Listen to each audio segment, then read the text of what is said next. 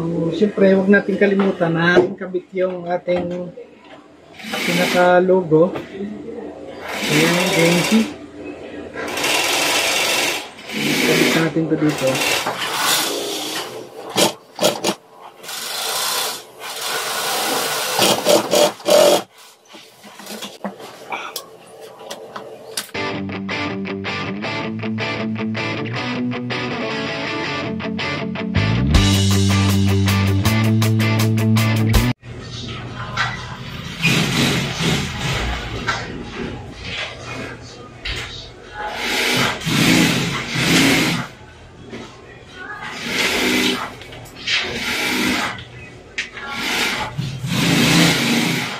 Hello guys, good morning, good morning, good morning. Welcome back again sa channel natin sa JMC TV. Today is nandito tayo para gumawa ulit ng panibagong project.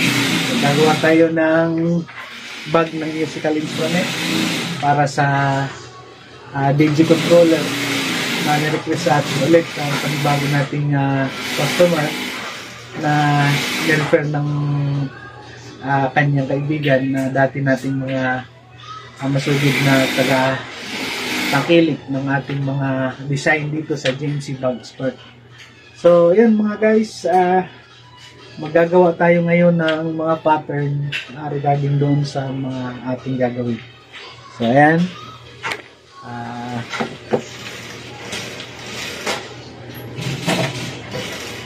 Sisimulan na tayo mga guys. So maraming salamat po sa lahat ng mga tumakilik, sa lahat ng mga nagtiwala sa JMC Bag Expert. So God bless po sa ating lahat mga guys. At sa mga ngayon pa lang nakapanood sa aming mga vlog, so thank you po at dumaan sa timeline ninyo itong aking mga ginagawa. So huwag nyo sanang kalimutan na i-follow ako sa aking Facebook page sa JMC Bag Expert. Makikita nyo doon kung ano yung mga ginagawa namin at sa kung ano yung mga produkto na meron kami dito sa JMC Bag Expert. So, follow nyo lang ako mga guys. Pwede kayong mag-comment dyan. Pwede kayong mag-share din ng mga nalalaman nyo regarding doon sa mga bag ng musical instrument na kung meron kayong magagandang mga design o mga twist, pwede nyo i-share sa akin, pwede nyo ipa-develop sa akin kung ano yung magiging resulta niya. So mga guys, so anyway, shout out doon sa aking mga brothers, kay Brother Glenn, kay Dennis, so kay Noel, shout out din sa aming mother, si Mama Teresita, at saka yung father ko, si Papa Matt. So, good morning sa inyo, sa aking mga pamangkin dyan, sa Valenzuela, kay Bibibo, kay Asas, kay Jingjing. So, good morning sa inyo mga pamangkin. Sana nasa pagre-relax kayo kasi bakasyon nyo ngayon sa pag-aaral. So, ayan mga guys, mag-start na tayo sa ating mga ginagawa dito ngayon sa shop ko. So tuloy-tuloy naman yung mga trabaho. So ngayon nandito ako sa aking makalat na room para magawa ng panibagong trabaho. So okay, ito na mga guys. So ito mga guys, ang sisimulan natin ngayon yung paggawa nitong bag ng musical instrument regarding doon sa DJ controller bag. Napakasimple lang yung design nito. Ano pa yan guys? Yan yung design na gagawin natin. So magsisimula tayong gagawa. Kasi kanina gumawa na tayo ng pattern. So diretso na tayo sa paggawa ng backstrap. So ito yung backstrap natin. Yan. Ito siya. So, ang foam nito ay meron na siyang 5mm na foam na naka-insert dito sa loob. Yan, ipapansin nyo. Yan. So, may rubber yan. So, ngayon, lalagyan natin siya ng design mga guys. So, ito naman yung design is may foam din ito. para magkaroon siya ng muscle. So, itong part na to is part 1 po ito ng video natin.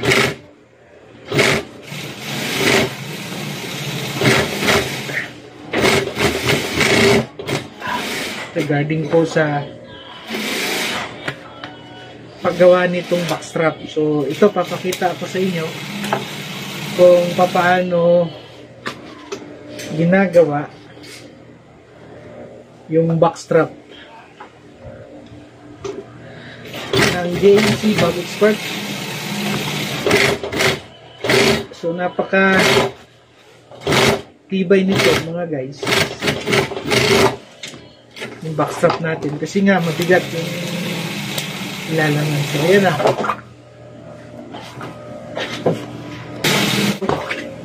Mapapansin nyo yung ating mga design. So, maglalagay tayo ngayon ng strap dito sa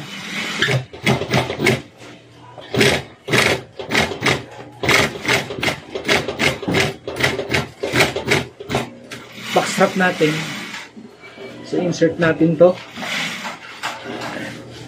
para sigurado na matibay siya.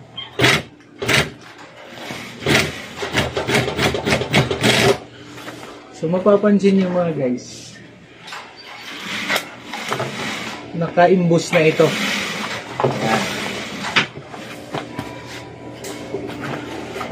So, ngayon, yung kabila naman yung gagawin natin.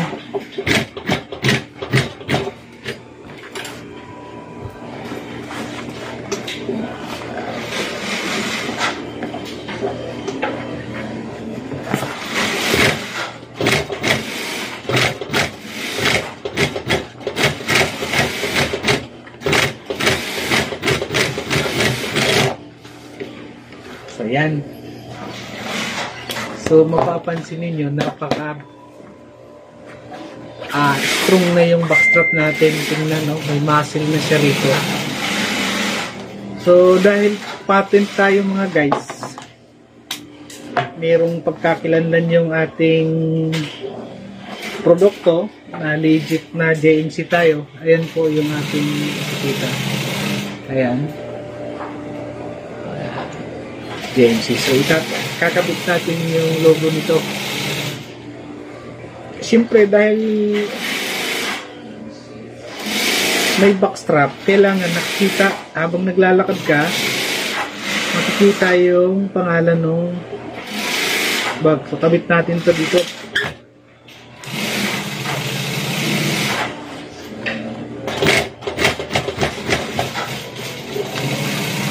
Ayan.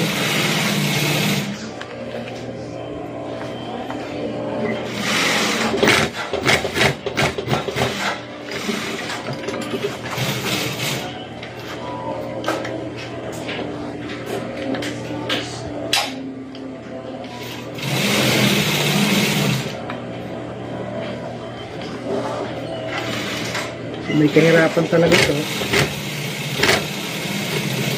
Ayan.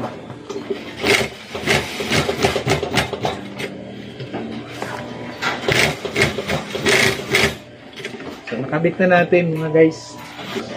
So, para mas maganda tingnan, maglalagay tayo ng accessories. Ito yung squaring natin. Ang laki nito is 1.5.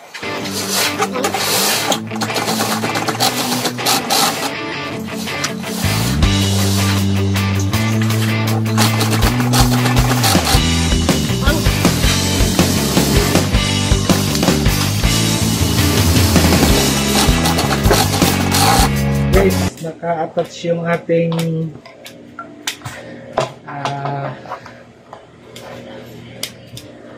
backstrap na, oh. So, may kulang pa to mga guys. Ang ilalagay naman natin dito ngayon ay yung cotton brush na hard, pero malambot siya sa ilalim. So, ito na yung cotton brush natin mga guys. So, maglalagay pa tayo ng isa pang 5mm na foam. Ay, di. 8mm ito mga guys. So, ito maglalagay tayo. Para mas lalong kumapal yung ating backstrap. So ito ay ipapalaman natin dito sa loob.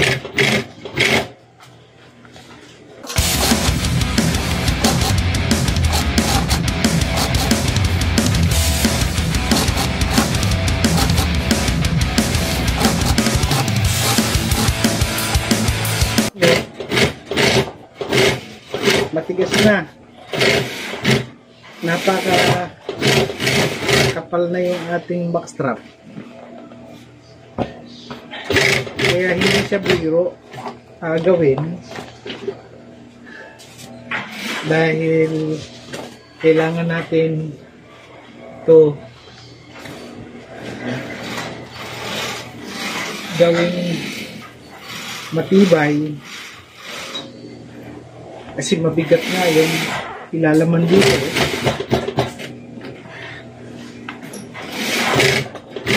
Yung capacity nito mga guys, mabigat na pwedeng kargahin ito kahit mga 50 kilos pwede po.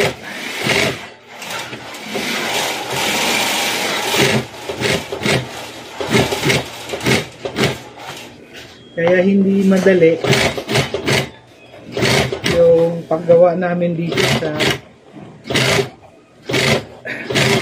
mga bag namin sa musical instrument.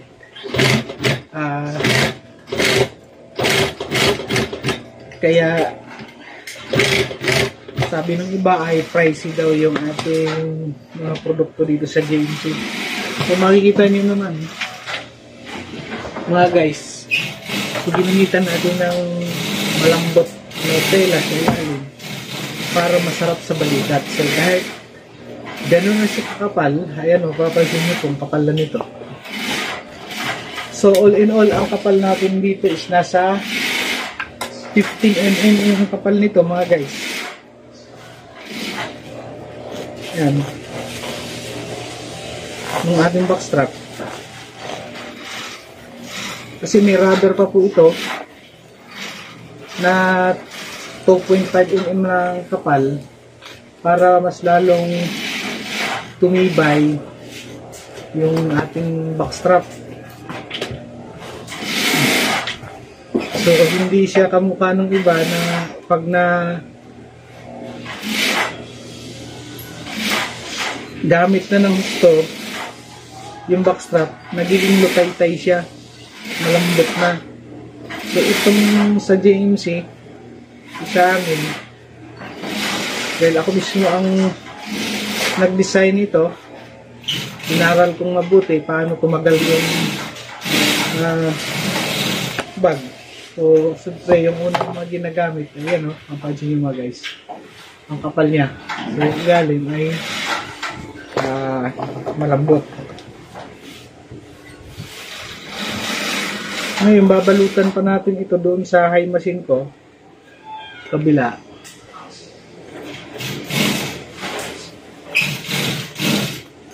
Para mas lalong maganda.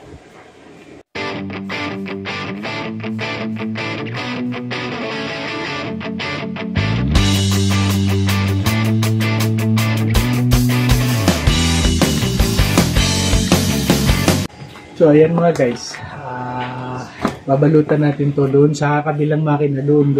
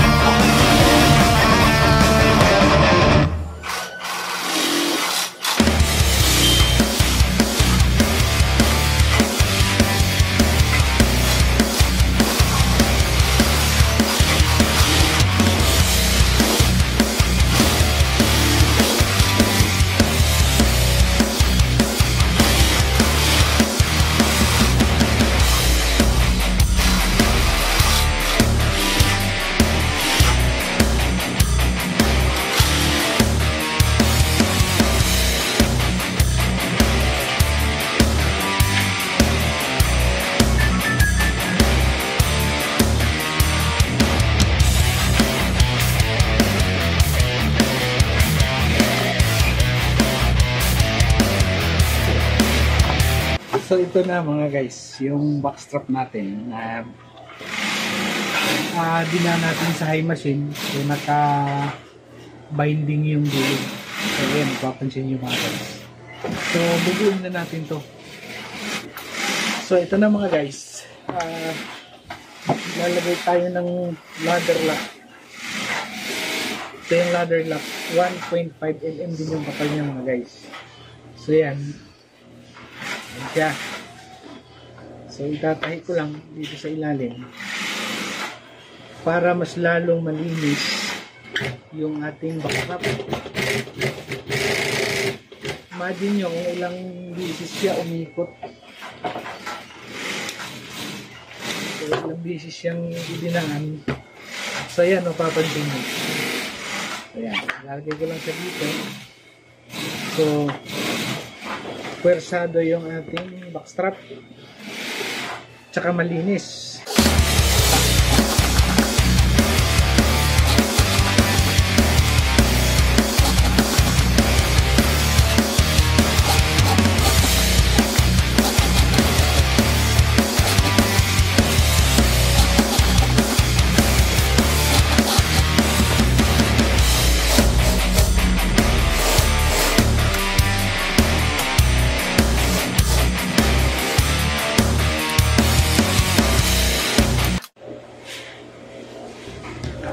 So, ayan na mga guys, yung backstrap natin, tapos na. So, napakaganda niya. Ayan. So, abangan natin mga guys yung next video. Sa second part ng video natin, makikita ninyo kung paano natin ito i-attach doon sa back body niya. Tapos, yung ibang parts pa naman gagawin natin ulit. So, hanggang dito lang muna tayo sa first part ng video natin. Dahil mahabang oras po, plus production time, mahabang production time yung gulong dito sa pag-design sa isang bag kasi hindi po siya dito. Ngayon, ang ginawa muna natin, step by step, kung paano natin ginagawa yung mga parts nitong bag ng baby controller na Pioneer. So, thank you po sa pag-subscribe ninyo. God bless po sa ating lahat. At sana huwag nyo kalimutan subscribe, share, like yung mga video namin regarding po sa aming mga produkto na ginagawa dito sa JMC. So, everyday po dito may ginagawa dito sa shop namin. Kasi gumagawa po kami ng mga produkto pa. So, ako naman ay hindi masyadong busy na rin. Dahil na-complete na natin yung mga schedule natin. May time ako na mag-vlog regarding dito sa mga ginagawa. So ito, sinasabayan po natin mga kasama dito sa trabaho, yung aking mga katuwang dito sa aming hanap buhay. Kaysa na maghapon lang ako na naglalaro ng video. So gagawin ko na yung mga dati kong mga ginagawa. So hanggang dito na lang mga guys. Thank you po sa inyo lahat. God bless you. Bye.